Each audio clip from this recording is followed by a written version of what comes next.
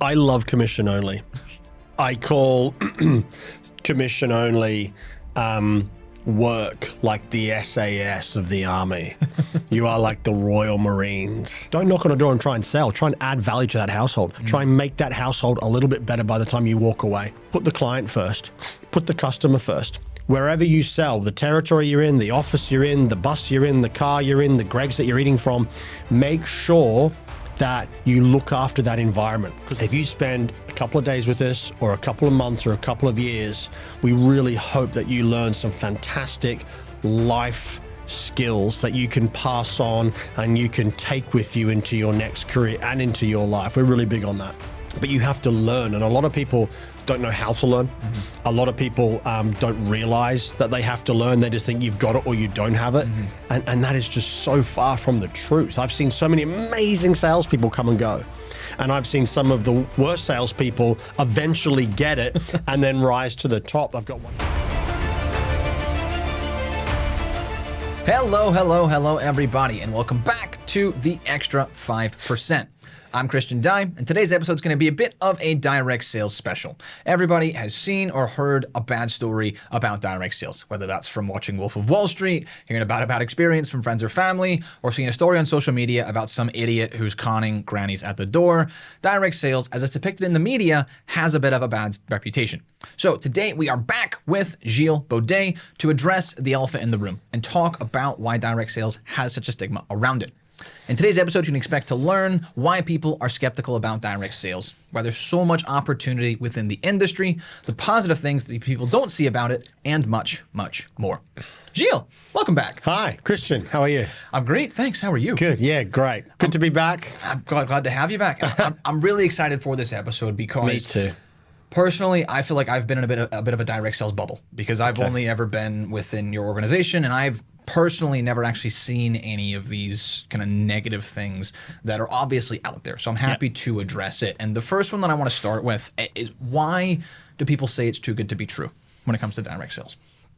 I don't think it is. It's definitely not too good to be true. I think what happens is if you take a step back with direct sales, is we let almost anybody in. So the opportunity is non-discriminatory.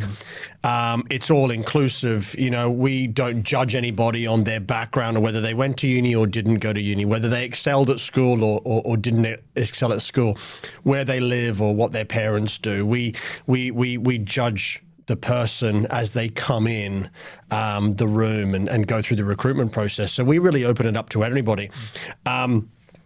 And I think when you let everybody in and then you give them this wonderful opportunity, as great as it is, you know, you do have that negative side. So we can turn around to say to somebody, you have this unbelievable opportunity. It's called togetherness entrepreneurship, whereby you can sell with a big group of people. You can be with a big ambitious group of people. You can go through the entrepreneurial journey together, however far that you proceed to go.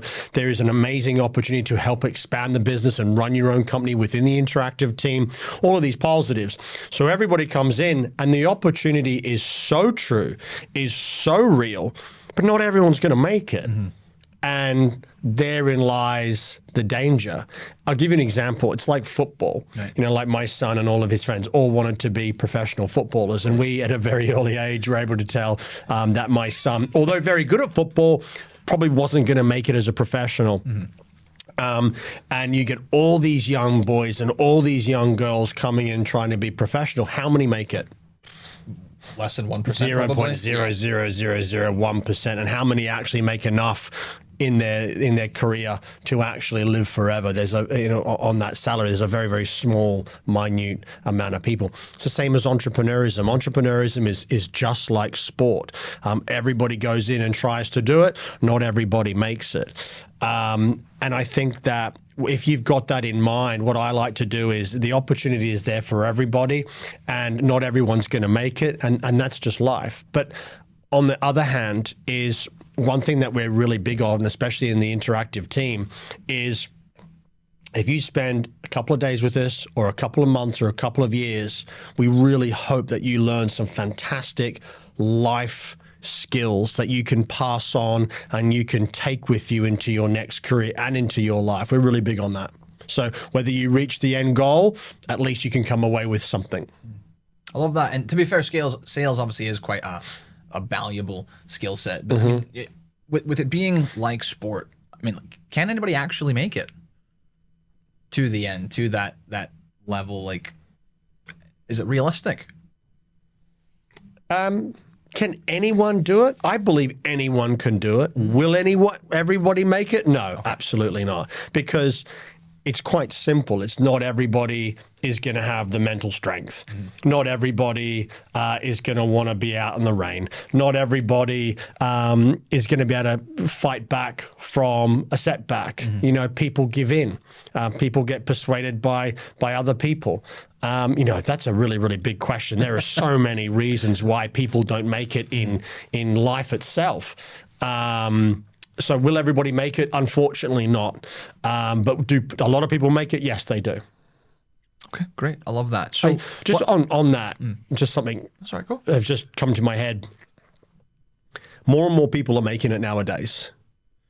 The business is not so much becoming easier, but it's becoming easier. So what I mean by that is they've still got to graft. You know, it's not like I'm saying, oh, back in the old days, it was really, really difficult. The rain was still wet. Do you know what I mean? People still said no. What's changing is, and our online press needs to catch up with this, is what I'm seeing is more and more people are getting into direct sales and entrepreneurship than I've ever seen before. And that is because everybody on social media is saying, work for yourself, be an entrepreneur. If you want the big stuff, go and do the big stuff. So it's becoming more mainstream. And when it becomes more mainstream, more people join and less people leave so quickly. Because they're like, well, I've seen this person on TikTok and I've seen this person on Instagram and they're in entrepreneurship and they're in sales and they have all this stuff. I want this stuff. So they stick it out a lot longer. The clients are getting bigger. The money is way, way more. The clients are literally queuing up at the door. We've got clients at the moment that want to sign with us that we physically don't have enough sales entrepreneurs for. It's a good problem to have. Yeah. So I think nowadays, it's like still not everyone's going to make it, but more and more people are going to make it because it's more accessible, it's more in fashion, more and more people want to go and do it. And with that, just brings so much energy, so much motivation, so much tenacity, so much drive. I've been in this industry for 20 years. It's completely changed. And everyone says, why are you still here? Because it's just getting better. The money's bigger, the opportunity's bigger, the clients are bigger. And I'm like, wow, if this has changed in 20 years, in another 20 years, where are we going to be? It's going to be incredible. So yeah, more and more people are making it. I think it's a hilarious when I hear stories from you or for James, people that have been in the industry for a long time about the things that you sold at the start. You know, James talks about selling fluffy ducks out of a bag, and you had the coupon books or whatever it is. Yeah, we sold coupon vouchers, like discount vouchers to like the restaurants that nobody wanted to go to. So they had to use us to sort of drive people through the door. And now you've got such big name clients that all want to work with you. So it obviously is a fantastic opportunity, but where does this skepticism come in then? I know that generally speaking, no offense, UK people, we love you, but they're a bit more cynical than I think you, me, Australia, America, we're a bit more positive. Where do you feel that this skepticism comes from around direct sales? I think the skepticism comes from the fact that we, as I said before, we open up an opportunity up to everyone. And when you tell the greater public that you can do it, you get a lot of people where the idea sounds great, but the actual application of becoming successful is completely alien to them. So I'll give you an example. If you want to be a lawyer, you pretty much figure that out in your high school days. Then you go, I'm going to be a lawyer. So you'll pick your subjects, you'll do your hires, and then you'll go to university, you'll study law, you'll go and do placements. And then by the time you get into a law firm, you're like 10 years in. You know what it is, you know what you're in for. There's not that many surprises, okay? We're in direct sales. It's like, you know, like me, I was a semi-pro cyclist on a couch, you know, unemployed, not knowing what to do. And then boom, you're in sales and entrepreneurship. So I think the skepticism comes from when you're immediately brought in, it's a little bit too much, and then, you know, the opportunity is big. Yep. It is big, and a lot of people don't believe it. And the reason they don't believe it is through lack of education, their perspective. I've never seen anybody tell me that the opportunity is not true that's been in the company for a long period of time, because they know it's true. Like I said before, when you open up the world, direct sales to the world, and you let everybody in, you know, you're going to get skepticism, and that's just normal, and that's just human behavior. And I also wonder how weird the world would be if people weren't skeptical. Do you know what I mean? It would just be crazy. Skepticism's good. Skepticism, you know, holds people back, and they're like, well, hang on a second, let me think about this. Do you know what I mean? Let's not just go straight in. So I believe skepticism is good, and I think it keeps a lot of people in check. But when you open direct sales up to everybody and offer this fantastic opportunity, there are going to be lots of skeptical people out there, and that's okay. You know, 10% are skeptical. I find 80% are somewhere in between, and 10% are like, yeehaw, let's go knock on some doors and build businesses. And I guess that's the people that we're looking for, because that was definitely me and you. So yeah. That's fair. And I suppose that's a really good analogy with the lawyer thing, because like you said, in most cases, you kind of know what you're going to get into. Whereas with direct sales, with sales and entrepreneurship, there maybe is that element of the kind of unknown, of maybe not fully getting it. I know one thing that a lot of people that I worked with personally, and just, you know, in talking about sales and particularly door to door, is the commission element of it. And I know that, you know, for the large part, a lot of your business is on a commission only basis, and that can scare a lot of people. What's the deal with that? Why is it commission only? Sure. I love commission only. I call commission only work like the SAS of the Army. You are like the Royal Marines. With commission only, is very simple, is all business owners that I know are commission only. Your business does well, you do well. Your business doesn't do well, you don't do well. But it's very tough to run a company. You've got to have a special set of skills to run a company. And if you are on commission only, I believe it takes you to you've done it yourself. You become like a little bit of a superhuman, and you go to areas within yourself that you've never gone to before.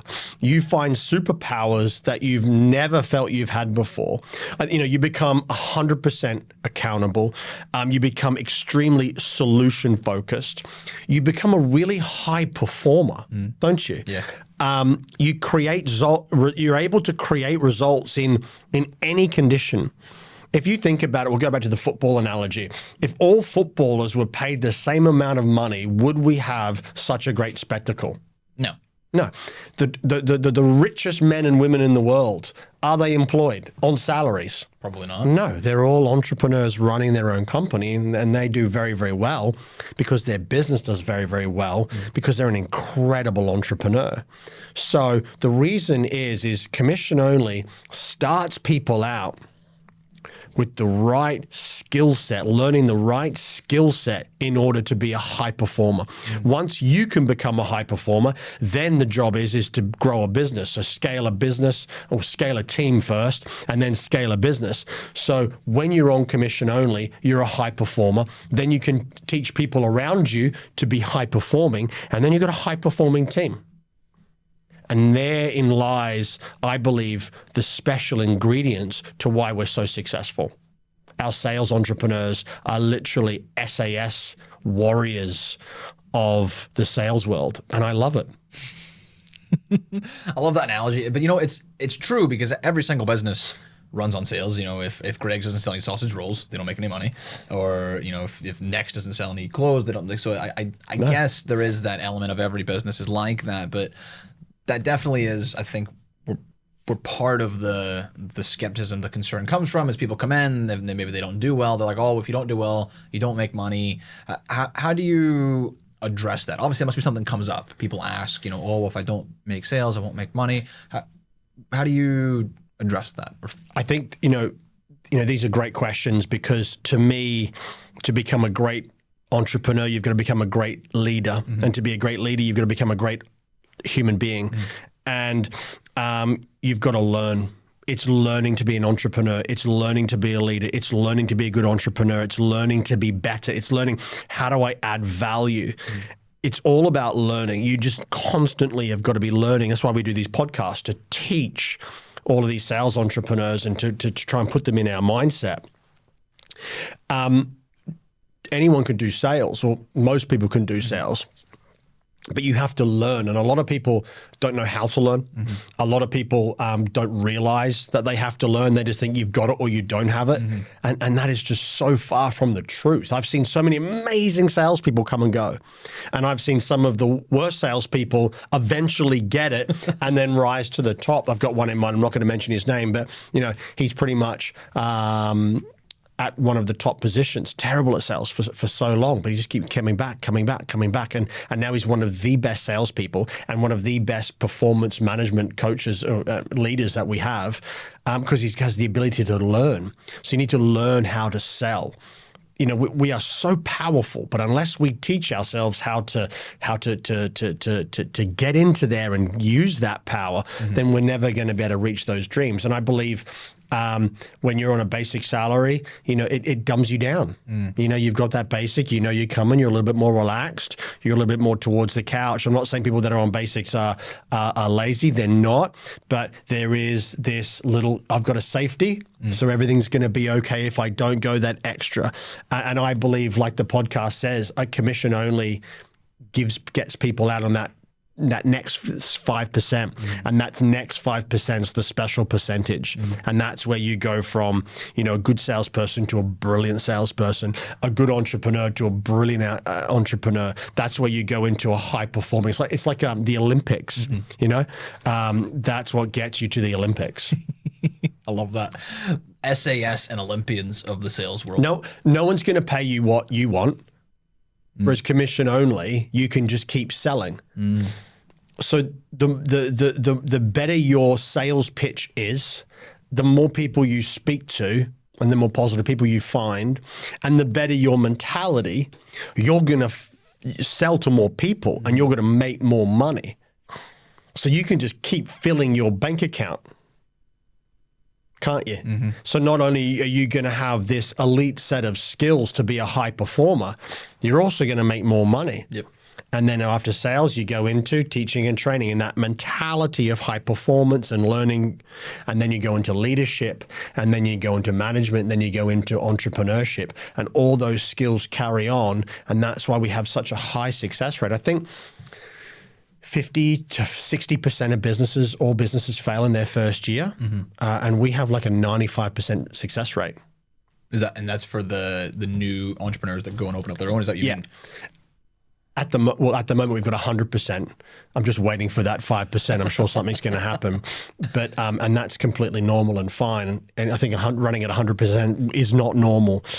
But it's because everybody, as I keep saying, this togetherness entrepreneurship is so powerful. We're doing it together, but we're all on our own journeys, but we're on our journey on the same path together, which is so powerful. You do it together, and because the field is like entrepreneurial university. A lot of entrepreneurs just jump at it and fail quite quickly. But once you get to a CEO position within the interactive team, you've had 6 months, 12 months, 18 months, 10 years of entrepreneurial training. You are ready to go on the front line and you are ready to win. It's the best training. I was talking to one of the sales entrepreneurs' dads, and he was just like, tell me about it. And I'm like, your son's getting unbelievable sales training. He's learning sales. He's learning work ethic. He's learning to be positive. And he's like, and the dad was like, I absolutely love it. He's like, I can see the difference. He's coming home. He's really excited every single night. He's telling me these new sales techniques he's learning. We've never seen him like that. And I'm like, well, I hope we continue to add value to his life. And I hope he keeps progressing as long as he stays with us. And the dad was just like, I can see a great difference in him, and we're really, really happy for him, and that makes my heart happy. It's beautiful. I love that. It makes me happy too. I don't even know what you're talking about, but it makes me happy. So that sounds great. That sounds lovely, but we both know that direct sales has a stigma and has a bit of bad press, and I don't think it helps that you have things like The Wolf of Wall Street, you know, that's obviously a very high profile movie. Are you familiar with the TV program White Gold?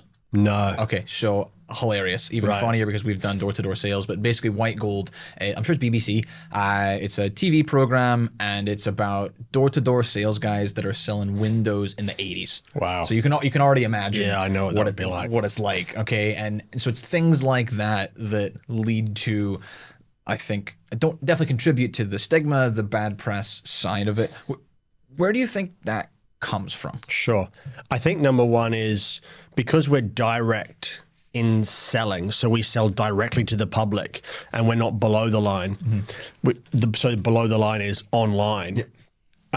We don't put anything online. So we're already at a disadvantage because we have no good press and nothing good online because we don't know how to do it. Yep. We just talk to people. Yeah, we're like, hey, who cares? And then we see something bad online, we're like, hey, don't worry about it. That's not us. Do you know what I mean? They have a problem with life, I guess. You know, I've never been criticized by anybody that works harder than me. Okay. You were never criticized by anybody that works harder than you. Fact. Right? It's really, really simple. It's we just aren't good online. Now we're getting better with this podcast. We're gonna get a lot better. But we don't. So we've already started behind because we don't have any good online press. Within our group, there is so much success happening. We just sort of close ourselves off and go, who cares? Like, we're having a great time. We can see the success every single day. We're a part of the success. We are living the success. It's all around us. So for us, it's like, why do we need to put that online? Do you know what I mean? Like, no one wants to see what we're eating for lunch. No one wants to see, you know, our beautiful holidays. Like, I'm just really not into that. I just keep that for myself and my loved ones and my family and my friends and my team. But I think that puts us at a disadvantage. Because there is this other stuff out there, and there's nothing to kind of counteract. Is that what you mean? Yeah, absolutely. And I think the stuff that's out there, you know, I look at direct sales almost, I like these analogies because it's a really great way to understand it. Have you ever been to a bad restaurant? Yes. Where you've been really, really disgusted with the food or the service? Yep. More than once? Unfortunately, yeah. Yeah, me too. It's life. Yeah. I was somewhere the other day, and the service was it was a really expensive restaurant and hotel. The service was terrible. Right. Terrible. Where I had to go up and I'm like, look, can I just grab the bottle of champagne? I'll open it. Do you know what I mean? Me and my wife would just want to have a drink. You know, we got to pick up kids in an hour. We've already sat here for an hour. That's fine. Like, but you know, you go to some restaurants and they're terrible. Yep. But you go to some restaurants and they're amazing. Same in haircut. You go to a haircut, right? The other day, I had an amazing haircut. 3 haircuts ago, it was terrible. Guy's like, how is it? I'm like, oh, I just can I get the bill and go? Do you know what I mean? And then I had to go back to another hairdresser to get it fixed. Fix it. Yeah. I was like, my son can't see me like this. He's 12, you know, 12, you know, he's big on his haircuts, loves them. You have great restaurants, you have bad restaurants. You have great hairdressers, you have bad hairdressers. You have great sales companies, you have bad sales companies. It's not the industry, it's the person that runs it. Yeah. And it is what it is. And that's how I look at things. It's not the industry, it's the human being at the top. Yep. So for all you salespeople out there, look at who's at the top. And if you're not going to follow them and you don't think this is the right person to follow, move. Don't move industry. Move human. Move to a different CEO. That's what you need to do because it's a really beautiful business. And there is so much success within it. And we're going to now start showcasing online all of our success because I believe the world needs to know how great this is. You know, this business can suit someone that was a straight A student and a non-straight A student.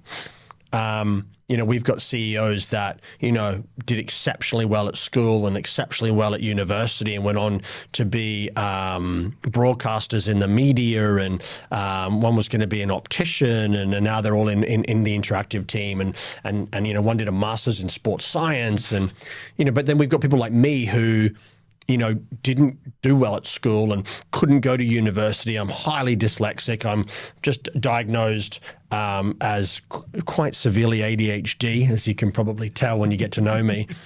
So sitting in a classroom is just not for me. These podcasts I find quite difficult. Luckily, I'm the one talking. Otherwise, I'd be climbing the wall. But where would I be without direct sales? Mm-hmm. I think we're having we are having a convention on the weekend. I think there's 300 plus people coming. Great. What about all these 300 people? Mm-hmm. What about all of our directors, and what about all our CEOs, and what are these people that absolutely love it and are building unbelievable lives from this business? Mm-hmm. Like, what about them? Yeah. We're very quick to go, oh, I was in the business and, it wasn't for me and it's a scam. I'm like, well, that's your perspective, and I feel very sorry for you. Mm-hmm. Because if you look around the room, in each room, there's probably between 10 to 60 people that are having the time of their life. Mm-hmm. And I think sometimes, to our detriment, these people don't feel the need to have to go and post it online. Mm-hmm. But I think we're definitely gonna let the world know. But all these people that, I feel quite strongly, it's like all these men and women that are dyslexic and do have ADHD and do want to be successful. Well, this is for them. Mm. I think that's really powerful because, and we spoke, one of the other episodes about, not fitting into the established boxes and how sometimes it can feel like. Could you? Oh no, sorry to interrupt. Right. That's all right. But I get quite passionate about this. Okay. Could you imagine me as a lawyer? I'd be the worst lawyer in history. What was your mom wanted to do? Environmental science? Environmental science. Like, I am so non-detailed. do you mean it's like, so what would happen if I was put off by direct sales and I couldn't have the career, the life, the passion, the purpose that I have now? Like, come on. This is an amazing industry. It's not for everybody. It's for a very small percentage. Just like law, very small. Architecture, very small percentage. Pro football, very small. Olympics, very small percentage. We're a very small percentage, just like everybody else. Mm-hmm. But the one thing is that I just feel sorry for people that get put off this industry by somebody else's opinion that's usually never been in the business for more than a couple of days anyway. Mm-hmm. Because this has changed my life, and and the people that tried to put me off, I'm really not angry at, but I was angry. I'm like, how could you try and put me off something that maybe really works for me, And I'm really passionate about that. You don't have to go and, go to school and then, go to uni and then, go and get a job and retire at 65. Nowadays, the internet tells you the world's your oyster. Go. If you want to be a lawyer, great. You want to be a direct sales CEO, great. You want to be a footballer, great. We should encourage people. Mm-hmm. We should put on the internet, it wasn't for me, but for everybody else that it is for, I wish you the best of luck. Yeah. Peace and love. I'm going to go off and find my own craft. Mm-hmm. That's what should be on the internet, but that's never going to happen. The ideal world, but obviously we're not in one of those. So I like the way that you explained that with, it's not the industry, you need to go find a different person. Yeah. Have you ever seen anything like, you've been in direct sales a long time, 20 years. Have you ever seen the bad example? Yeah. What was that like? What was that like? Well, I was very young. Okay. And I was very influential. So, it was definitely interesting to watch. Sometimes it was quite cringy. Mm-hmm. Did you know at the time that it was like? Yeah. I had this little feeling in my gut, and it was like, oh, this is not cool. Right. Mm-hmm. This is not right. You shouldn't say that. You shouldn't do that. This isn't cool. But I'm pretty relaxed, and it's not my company. When I was, 21, it wasn't my company. So, I was, I just kept moving forward. I just thought I wouldn't be like that. I remember thinking, I just won't do that. but it is what it is. And, nothing terrible. Do you know what I mean? Like nothing, you could write to the newspapers about or anything, No one got murdered. No one's going to go to jail. No one's going to, murder. It's just sales is exciting. And I also think that it attracts really impulsive risk takers that are great with people. They're usually extremely extrovert. So when you get a lot of extroverted people that are doing really well and they're all super excited, they're going to have fun. And if there's no values and there's no one at the top that, puts everybody in line, then it's going to get out of hand.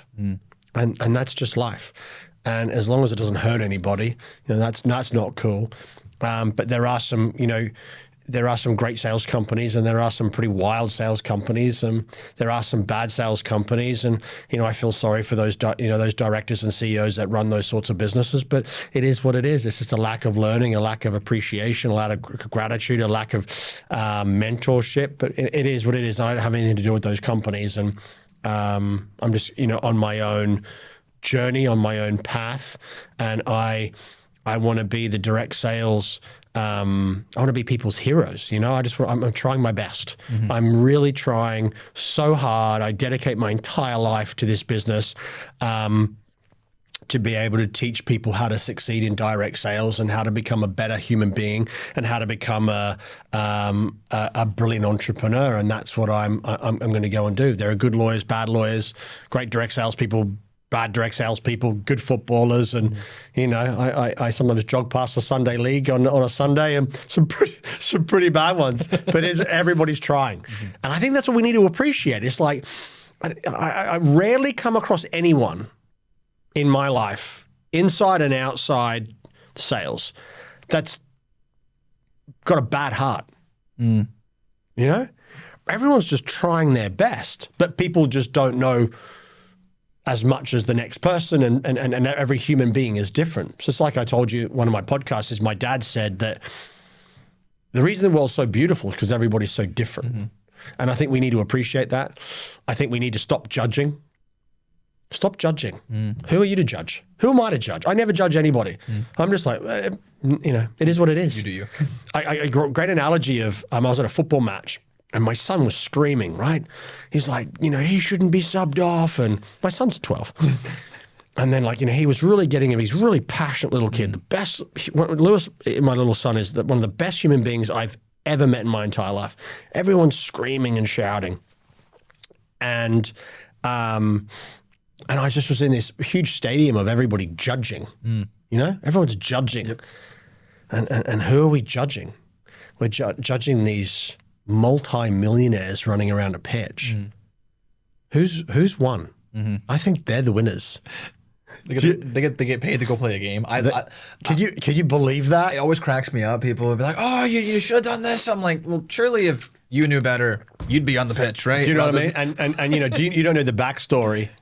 So I had a really good chat with my son, and it was a really good life lesson. And I said, son, we can't judge other people because we don't walk in their shoes. So we have no idea what's going on in the changing room. We don't know what's going on in training. We don't know anything. All we know is what's going on the pitch. And I said, we paid a lot of money for these seats and we need to appreciate the game that we've got. And he was like, you know what, Dad, that makes so much sense. And I said, when we're seated watching people, we need to appreciate that they're doing their best. And that's in life. When you sit and watch other people, you need to appreciate that they're just doing their best. And more people need to get off the seat and start playing. That's what I think. You hear these people shouting? I'll tell you what, son. Get off your seat and start playing, and we'll see how you stack up. Because there's a few men around me, and I was really, they were swearing, and I was like, this is not cool with all these kids around here. And I looked at them, I'm like, okay, you jump on the pitch and see how good you are, and then we'll talk. It's like, stop judging, appreciate what you've got, and we all need to keep moving forward and becoming better entrepreneurs and just trying to add value to the world that we're in. Whatever that means to you is just try and do good and try and, improve the world and build a legacy. I want to go back to Gilles early on in your career. You said that you could tell that the person who was meant to be your example wasn't doing it right. were there any kind of pivotal moments that then led you to go out and do it different? Yeah, that's a really good point. So there's one really pivotal moment in my life. My first ever mentor was not good. Okay. I then had another mentor soon after that I stayed with for about 6 years, who was incredible. Is he the guy that had the car lift? Yes, the car lift. Yeah, Michael. He's a beautiful human being. He does so well. He's incredible. He's got offices, I think he's got offices all over the States and all over the UK and dotted about other countries. So he's doing okay. Yeah. He's doing well. And then due to me and, just being young and making silly decisions, I went to different sales companies.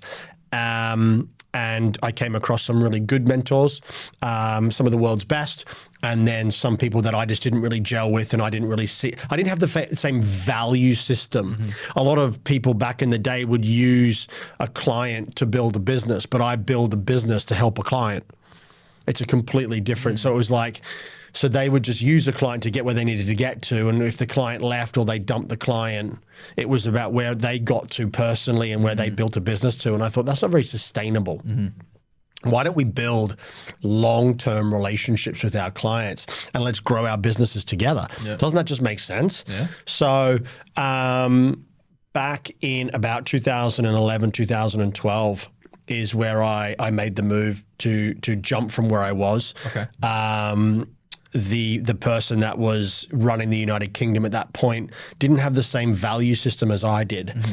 And when I thought to myself, my career is going to be in his hands, and then I thought about my children and my wife, and I looked at him, I just knew he didn't have the best intentions for me. And then there was one time when I was pulled into a meeting with some of the clients and the account managers, and we'd lost the client. And this was a real turning point in my career. And this was the birth of the interactive team. Okay. Long story short, we got brought in to be fired from these clients. And one of the clients turned around and said, if somebody would just get this right, you'd clean up. And I'm like, what does he mean? Anyway, so I went out, got in the lift, and everybody was like, we don't need them. We got loads of clients. Who do they think they are? Et cetera. They'll come groveling back. Yeah. And they turned around to me and they're like, what do you think, Baudet? And I'm like, we got fired. Mm-hmm. We're the bad guys. Yeah. This is gross. This is disgusting. And I couldn't see a future. Mm-hmm. I'm like, if this keeps happening, you're going to run out. You may run, but you can't build anything sustainable. Yeah. You can't build happiness. You can't build success. You can't build anything to be continually successful and consistent. It's not right. Why is Amazon so big? Because it adds so much value and makes everything so much more efficient. Yep. You want to be like the Uber. You want to be like the Airbnb. You want to be like the Amazon of the world, not the dirty, dark, stingy, turning over sales company that turns over clients and turns over sales entrepreneurs. That's not sustainable. It's not going to make anybody happy. So my big thing was I want to make sure I sleep really soundly every single night. So I started the interactive team because I wanted to revolutionize our industry. And I wanted to work with the best clients and hold the best clients and work with the best clients for not only years, but decades. And that's what we've done. We've actually never lost a client. Perfect. And I'm not even going to touch wood because I don't need to, because our value system is what sets us apart. Our value system is this, and everyone is taught from the first day. Mm-hmm. It's very, very simple. We put our 4 partners first. Salespeople, and I believe unsuccessful salespeople think of themselves first. Mm-hmm. I'm so great. Look at me. I can sell ice to the Eskimos. Whatever. This is what it needs to be. We've got clients. We need to put the clients first. We need to give our clients the best possible customers we possibly can. Happy, well-informed, high-yielding, long-lasting, excited, fully signed-up clients that are like, yes, we're into whichever client that we get signed up for.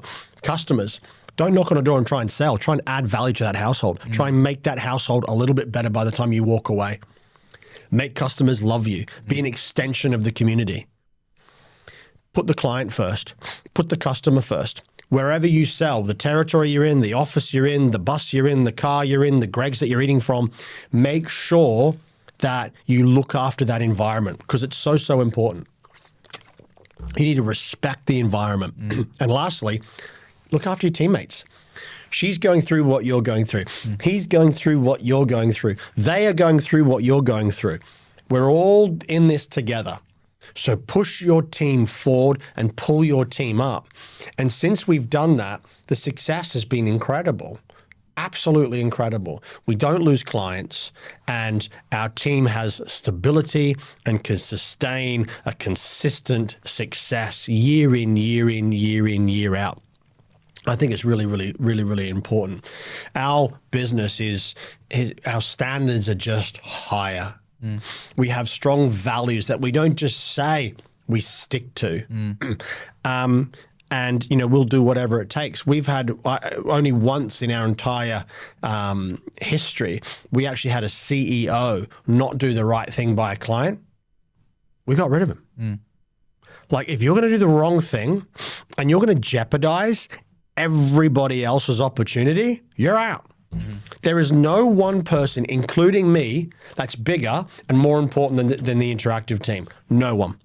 Because in the interactive team, you got people, but behind those people are families and children and brothers and sisters and mums and dads and mortgages and bills and cars, and they've got their lives. We need to do the right thing to keep building a profitable business so everybody can do well from. And I'm really passionate about that. Because, you had Cal on the podcast, but, he's got a partner. He's got, brothers and sisters. He's got this 9-year-old sister that he wants to look after. So if we don't do the right thing, she's going to suffer. If we do the right thing, she's going to have a great life. And that means everything to me. So the whole mis-selling and fraudulent sales and conning old people, that's just got no place in my company, no place in my head whatsoever. It's just disgusting. It's just filthy.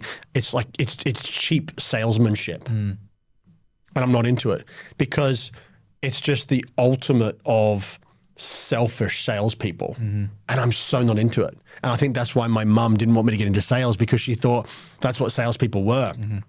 And now I can say, no, Mum, that's like 10% of salespeople. There are so many outstanding and brilliant, beautiful salespeople out there that add value and do great things. And I'm definitely one of them. And I'm really, really trying every single day. So we just have higher standards. We just have higher value systems. And we don't just talk the value system, we walk the value system. And I think that's what sets us apart in our business and why we've got one of the best direct sales companies in the UK, soon to be across the world. Makes sense. So you guys obviously pride yourselves on doing it different, doing it the right way. Again, we don't live in a perfect world. So have you, in that time since you started the team, interactive team, which was 2012. Great. So we're 12 years in. You ever dealt with any negativity online or bad press or anything like that? Yes. Okay. What happened? Because obviously it wouldn't have been from doing the wrong thing. So what happened? I think, like I said before, people come in and they stay for 1 or 2 days. Okay.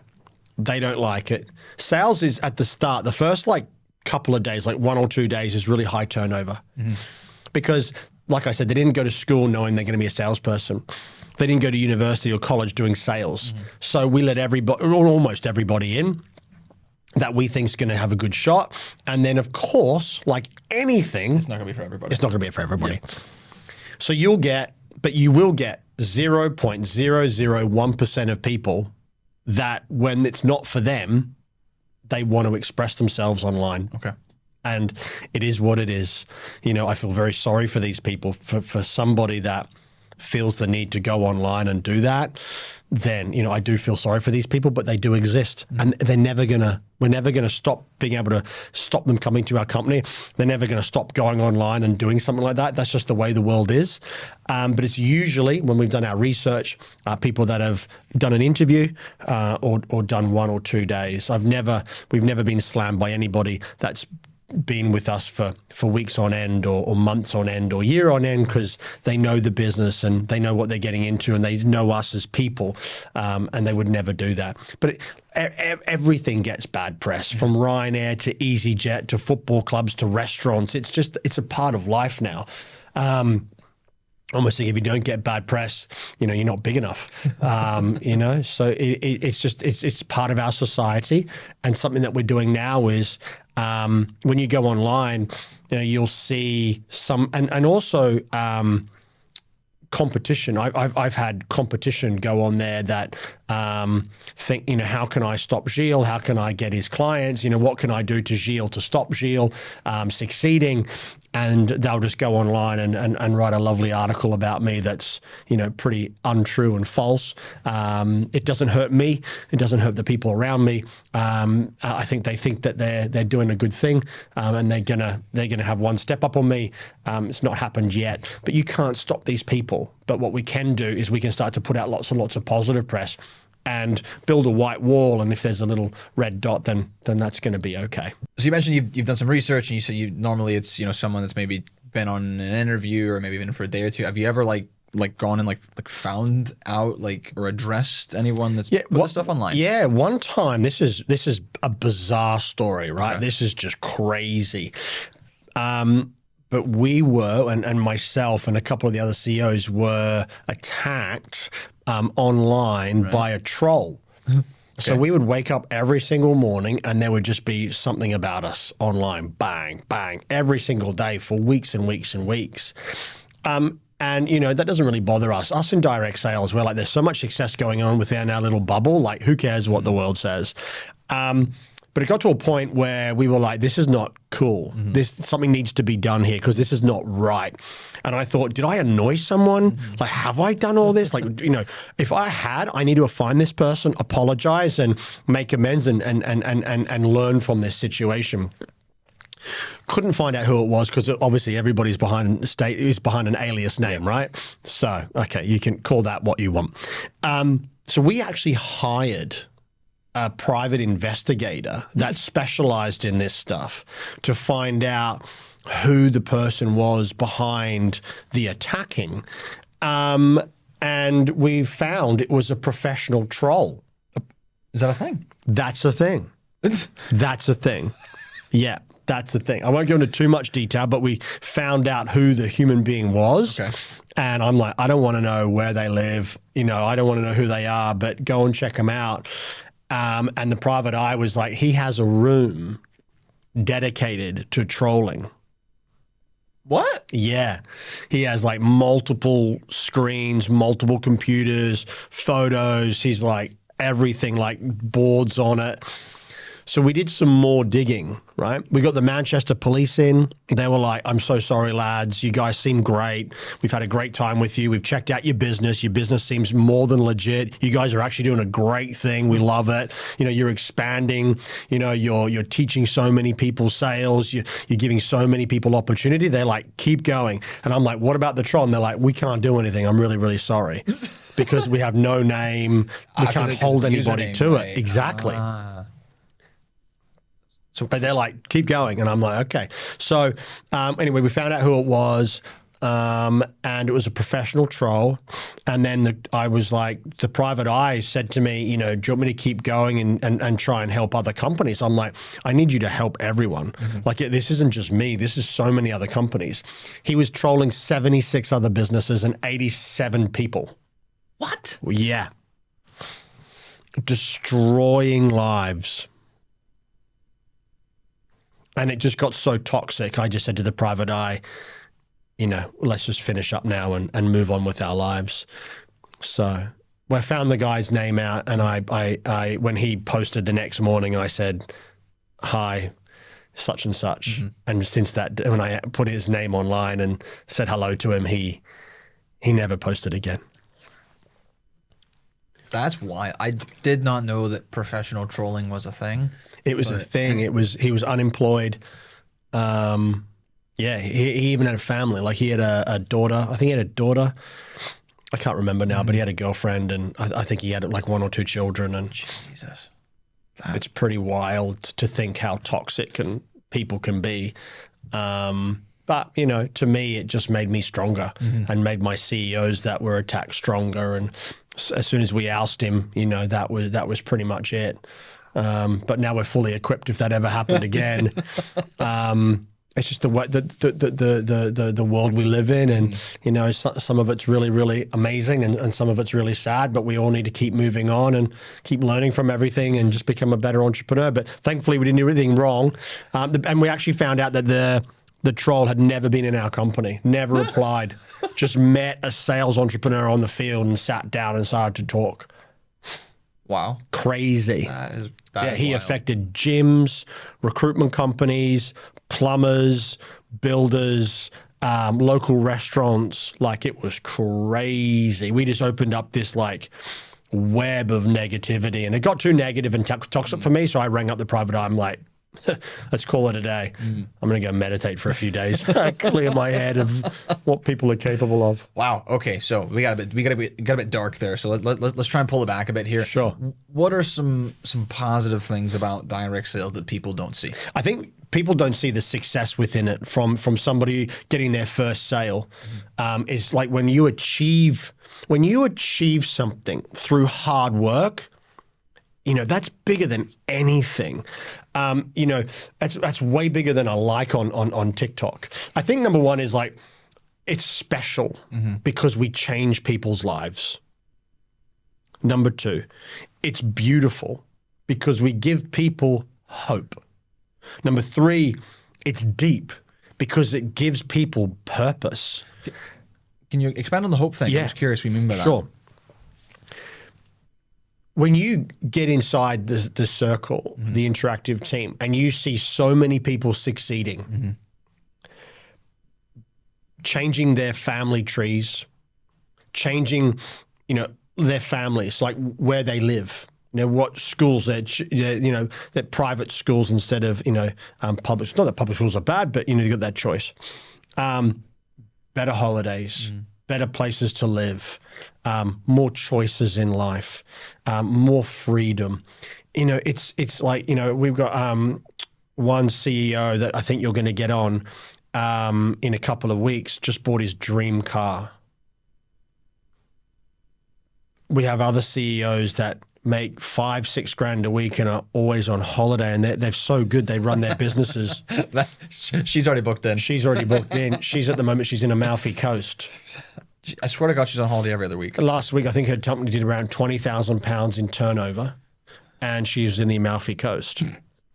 Like, how's that not special? Yeah. Buying your dream car, how's that not special? Moving to your favorite city you've always dreamed of and affording a flat you could have only ever dreamed of, how's that not special? One of the other CEOs is taking his children out and put them in private school, one of the best private schools in Scotland. How's that not special?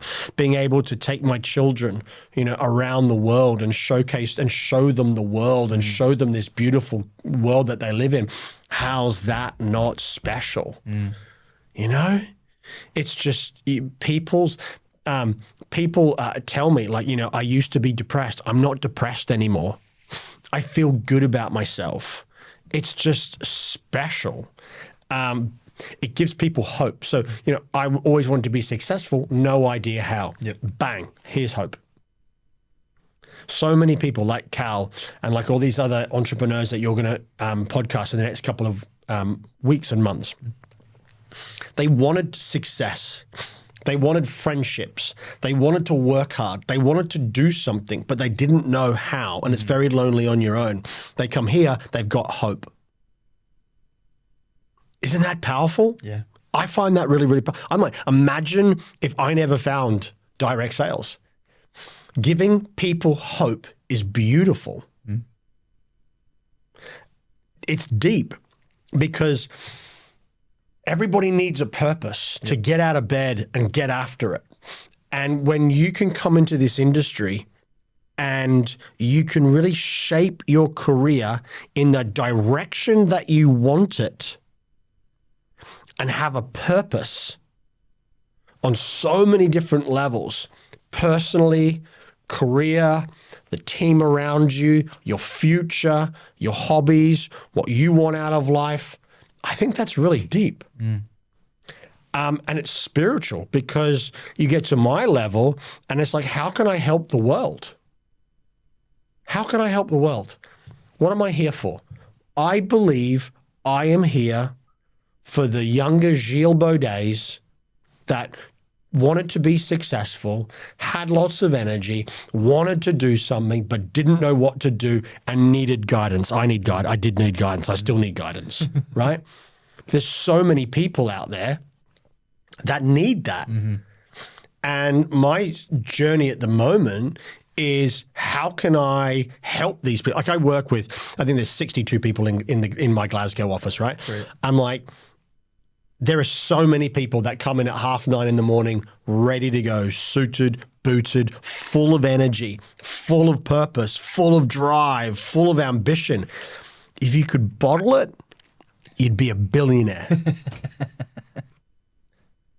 You know, I think that's just everything. I think, you know, it isn't for everybody, but it's for a lot of people. And we need to let the world know because there's a lot of people out there, a lot of people, I guarantee.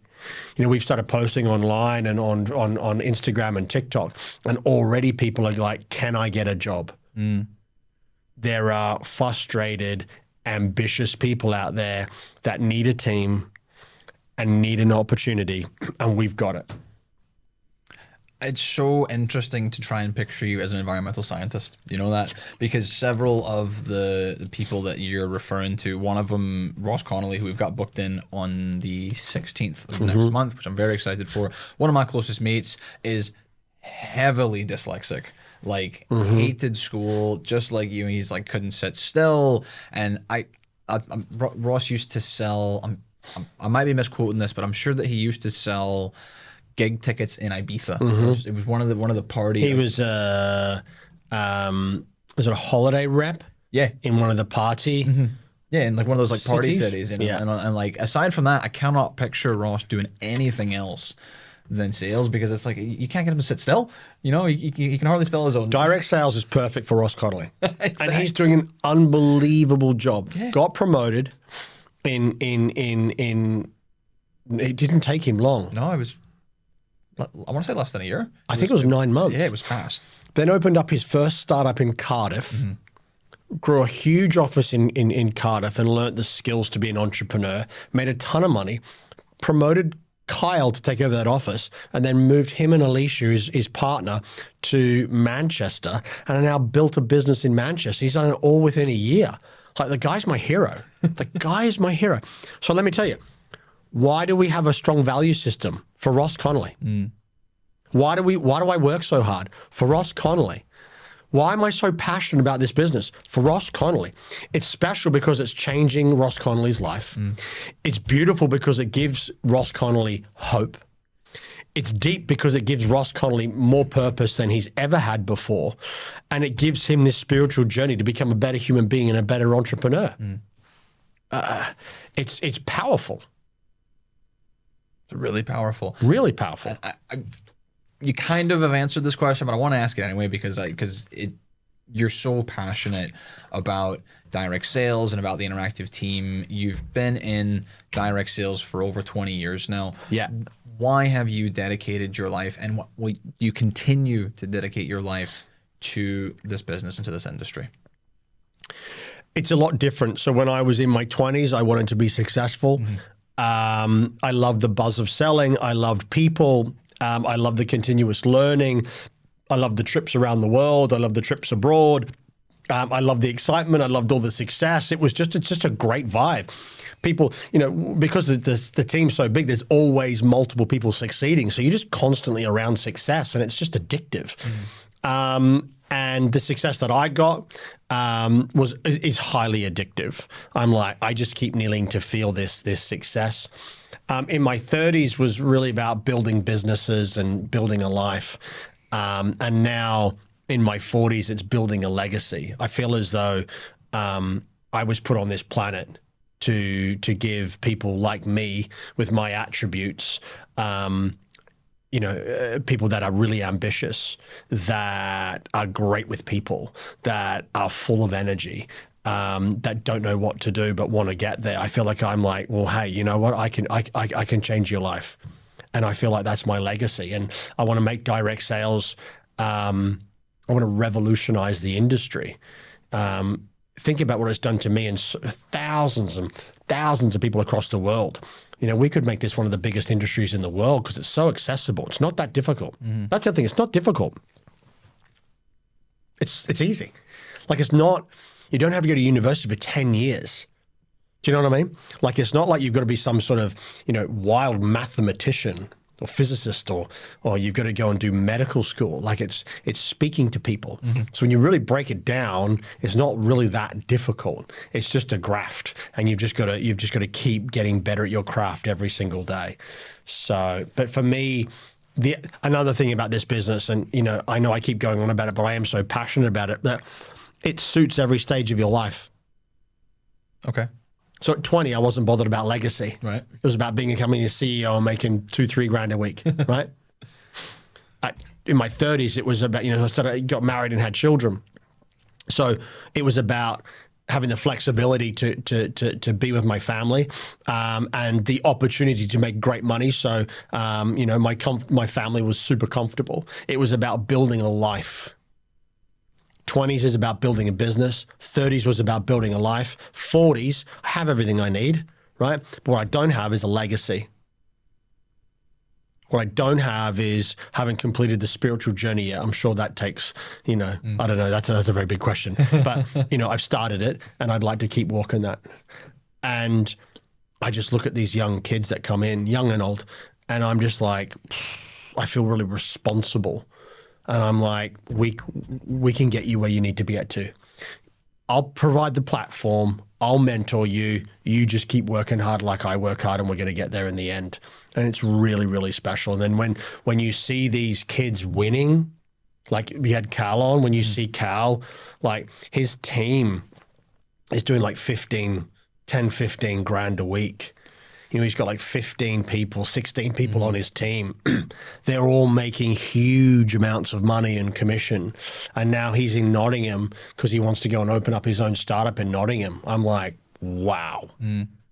That to me is beautiful. That to me is special. That to me is deep. And for me, it's definitely spiritual. That really is beautiful, Gilles. I think that you're doing an amazing thing within the Interactive team. I want to thank you again for coming in to talk to me today. I really appreciate you. I've definitely got the extra 5% from within the direct sales industry. So thank you again for coming in. Pleasure. Absolute pleasure. Aside from that, I'm Christian Dye. This has been the extra 5%. We'll see you next time.